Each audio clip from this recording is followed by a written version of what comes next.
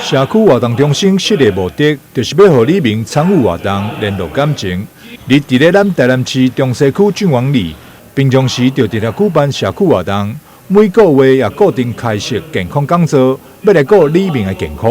我们这个社区啊，其实小朋友都在外面工作，所以长辈平常白天在家呢，没事可能就是逛菜市场，所以我尽量想说把他们从家中或者是社区的一些公园啊角落带到社区中心里面来，让他们可以比较有一个团体性的活动，让增加他们的身心灵的健康。因为有时候其实老人家在那边自己默默做运动还蛮孤独的，他们会希望说有机会让人家多讲话。所以其实像我们的活动，比如说10点半开始，但大家大概9点半提早1个小时来做什么？来做玩的话，来做聊天。这次的主讲者邀请到荣总台南分院骨科医师陈建宏，分享要如何预防以及远离骨质疏松。明白又搁精彩讲解，互真侪里民听甲真有趣味，一直举手提问。原来治疗骨松是减少骨折还有要做一些深蹲啊，还有棒式的运动才能帮助。还有，我觉得其实很多是我们不了解。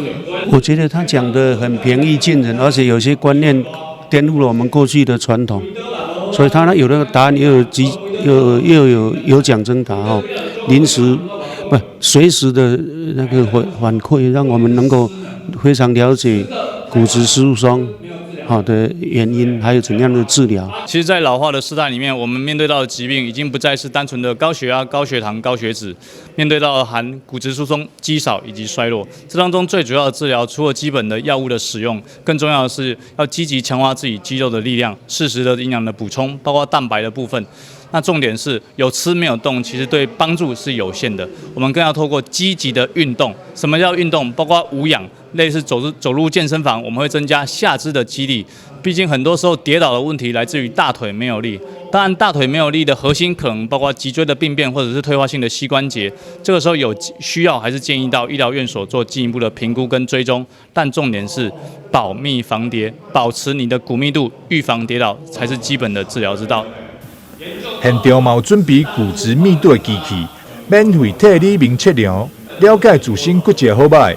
另外，里长嘛有准备艾草的手作，让里民有了健康知识，嘛会当动手做手工艺品。台南新闻焦秀维采访报道。